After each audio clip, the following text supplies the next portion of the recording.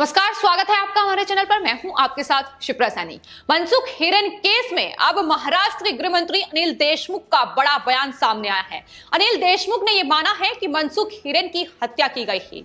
दरअसल मनसुख हिरेन की हत्या को लेकर भी लगातार सवाल उठ रहे थे।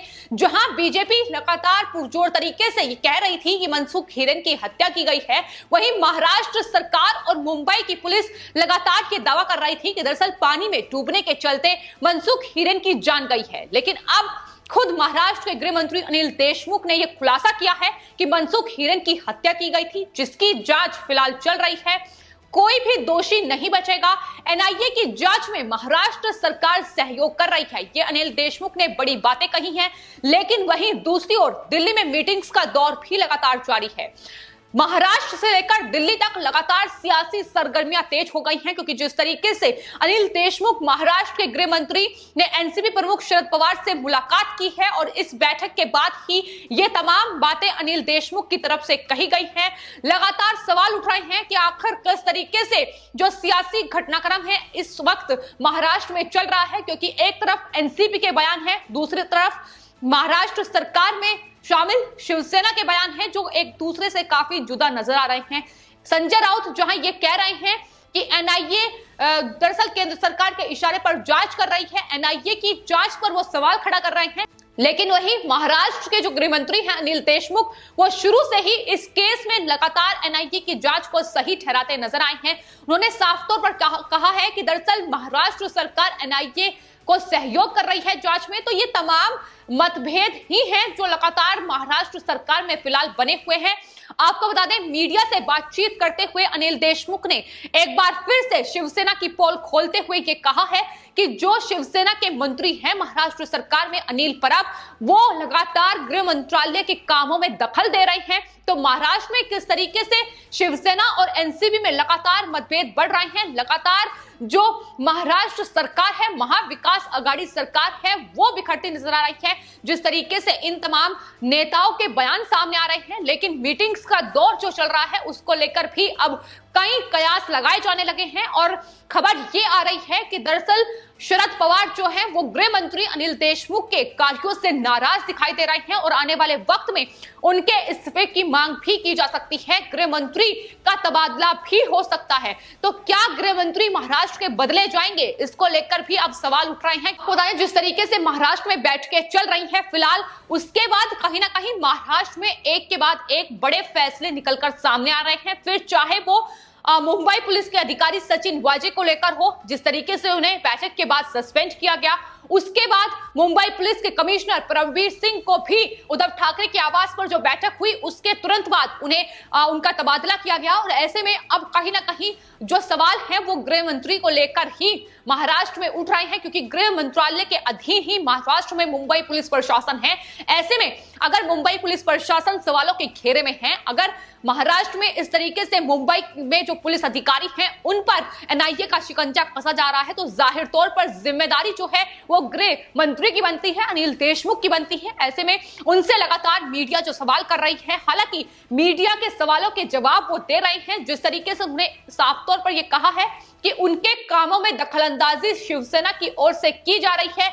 सचिन वाजे जैसे अधिकारी को बचाने की कोशिश इस पूरे मामले में शिवसेना शुरू से ही करती नजर आई, लेकिन अब चूंकि फजीहत शिवसेना की भी हो चुकी है, इस मामले में अब शिवसेना भी फंसती नजर आ रही है।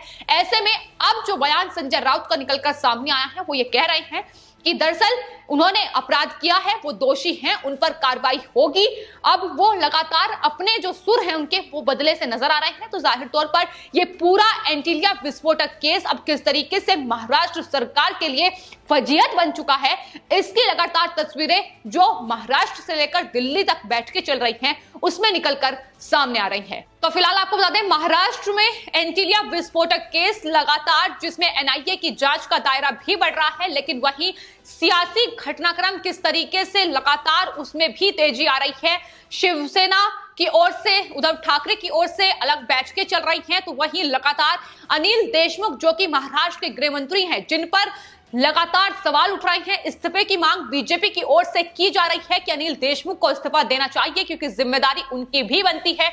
उद्धव ठाकरे का इस्तीफा मांगा जा रहा है। तो ये तमाम चीजें इसलिए सामने आ रही हैं क्योंकि सचिन वाजे जो मुंबई पुलिस के अधिकारी रहे हैं, जो कि क्राइम यूनिट के अधिकारी थे, उन पर एनआईए ने शिकंजा कसा है। वो इस पूरी साजिश का हिस्सा रही हैं। जिस तरीके से उनके खिलाफ सबूत निकलकर सामने आ रहे हैं और ऐसे में वो शिवसेना के प्रवक्ता भी रह चुके हैं और शिवसेना ने किस तरीके से कोरोना का बहाना लेकर उन्हें बहाल किया है, इसलिए तमाम सवालों में घिरती अब शिवसेना नजर आ रही है।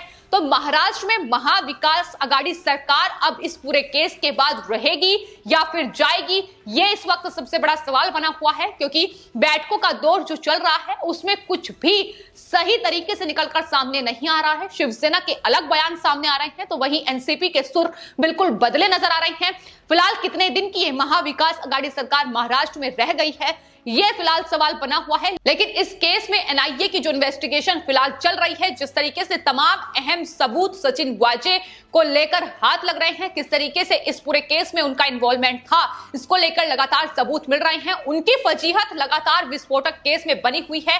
लेकिन वहीं दूसरी ओर मनसुख हिरेन की हत्या की जांच की बात लगातार बीजेपी की ओर से पुरजोर तरीके से उठाई जा रही है कि मनसुख हिरेन की हत्या, उनका हत्यारा कौन है, उसका खुलासा एनआईए को जल्द से जल्द करना चाहिए क्योंकि एकमात्र जो गवाह है इस केस में मनसुख हिरेन ही थे।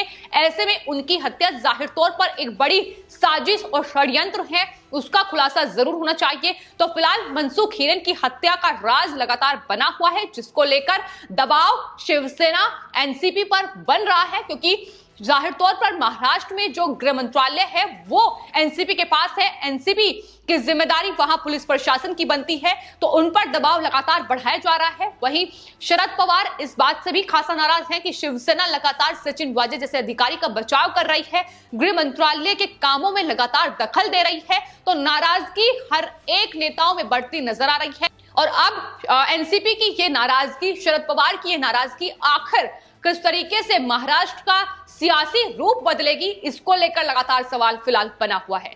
तो फिलहाल महाराष्ट्र में गृह मंत्री को लेकर लगातार सवाल उठ रहे हैं कि अनिल देशमुख अपनी कुर्सी पर बने रहेंगे या फिर जाएंगे, यह फिलहाल सवाल बना हुआ है। लेकिन लगातार ये खबरें निकलकर सामने आ रही हैं कि बदले जा सकते हैं महाराष्ट्र के गृह मंत्री इस पूरे घटना के बाद, इस पूरे सियासी घटनाक्रम के बाद। लेकिन आपको बता दें, मीडिया से इस बैठक के बाद जब अनिल देशमुख मुखातिब हुए तो उन्होंने कहा कि ये एक सामान्य मुलाकात थी। हालांकि जाहिर तौर पर महाराष्ट्र में इस वक्त मनसुख हिरेन की हत्या का केस और साथ ही जिस तरीके से पुलिस प्रशासन सवालों के घेरे में है, उसको लेकर भी बातचीत जरूर हुई होगी, जिसे बचाने की अपनी छवि खराब ना हो पाए, उसको लेकर लगातार कहीं ना कहीं जो बयान है शिवसेना और एनसीपी के सामने आ रहे हैं। दरअसल वो हर मुलाकात को एक सामान्य मुलाकात बता रही हैं, लेकिन तस्वीरें साफ तौर पर यह कह रही हैं कि किस तरीके से इस वक्त महाराष्ट्र में गतिविधियां चल रही हैं। खास तौर पर अगर बात मुंबई की जाए तो मुंबई में एनआईए की जांच, जहां वो 5 गाड़ियां जिन्हें एनआईए ने हिरासत में लिया है, गाड़ियां जिनका इस्तेमाल दरअसल इस पूरे केस में किया गया, तो ये तमाम चीजें इस वक्त महाराष्ट्र में फिलहाल चल रही हैं। वहीं बीजेपी पुरजोर तरीके से हमलावर नजर आ रही है। महाराष्ट्र में पूर्व मुख्यमंत्री नारायण राणे का एक बार फिर से बयान सामने आया है। उन्होंने कहा है कि जिस तरीके से महाराष्ट्र सरकार महाराष्ट्र की ये तमाम जो गतिविधियां महाराष्ट्र में चल रही है, इसे हैंडल नहीं कर पा रही है। ऐसे में वहां राष्ट्रपति शासन लगाया जाना चाहिए। उद्धव ठाकरे का इस्तीफा लगातार मांगा जा रहा है, तो ये लगातार दबाव कहीं ना कहीं बीजेपी की ओर से बनाने की कोशिश महाराष्ट्र सरकार, महाविकास आघाड़ी सरकार पर हो रही है, ताकि जिस तरीके से उन्होंने पुलिस प्रशासन का इस्तेमाल वहां इस साजिश को अंजाम देने के लिए किया है, ना सिर्फ ये एक अहम मुद्दा महाराष्ट्र में है जिसमें पुलिस प्रशासन का इस्तेमाल किया गया है, बल्कि इससे पहले भी महाराष्ट्र में जब से शिवसेना, एनसीपी और कांग्रेस पार्टी की ये गठबंधन की सरकार बनी है, कहीं ना कहीं जो पुलिस प्रशासन है वहां वो एक राजनीतिक गतिविधि का हिस्सा ही रहा है। शिवसेना के इशारे पर ही लगातार वहां जो अधिकारी हैं, सचिन वाजे हो या परमवीर सिंह जैसे अधिकारी हो, वो काम करते नजर आए हैं। तो ये एक केस नहीं है ऐसा महाराष्ट्र में, बल्कि इससे पहले भी जब ऐसे मामले सामने आए हैं तो बीजेपी ने यह पुरजोर तरीके से मांग की है कि राष्ट्रपति शासन महाराष्ट्र में लगाया जाना चाहिए। और अब यह कहीं ना कहीं पूरा मामला महाराष्ट्र सरकार के लिए गले की हड्डी बन चुका है, जिसे लगातार फजीहत महाराष्ट्र सरकार की हो रही है। अनिल देशमुख आखिर इस्तीफा देंगे या फिर कुर्सी पर बने रहेंगे, ये सवाल बना हुआ है। लेकिन जिस तरीके से वो शिवसेना की पोल खोलते नजर आ रहे हैं, उसको लेकर भी उन पर शिकंजा कसा जा सकता है, क्योंकि शिवसेना खुद को बचाने की पुरजोर कोशिश कर रही है। लेकिन शिवसेना लगातार किस तरीके से दबाव एनसीपी और खासतौर पर गृह मंत्री पर बना रही है कि दरअसल जो वो बयान दे रहे हैं उन बयानों से बचें, क्योंकि जाहिर तौर पर इस तरीके से शिवसेना की फजीहत इस पूरे मामले में हो रही है। शुरू से ही सचिन वाजे, परमवीर जैसे अधिकारी को बचाने की कोशिश की गई, उसके बाद अब जिस तरीके से महाराष्ट्र में गृह मंत्री अनिल देशमुख उनकी पोल खोलते नजर आ रहे हैं, तो ऐसे में शिवसेना की मुश्किलें भी बढ़ रही हैं। फिलहाल आपका इस पूरे मामले पर क्या कहना है, हमें कमेंट बॉक्स में जरूर लिखें और चैनल को सब्सक्राइब करें। धन्यवाद।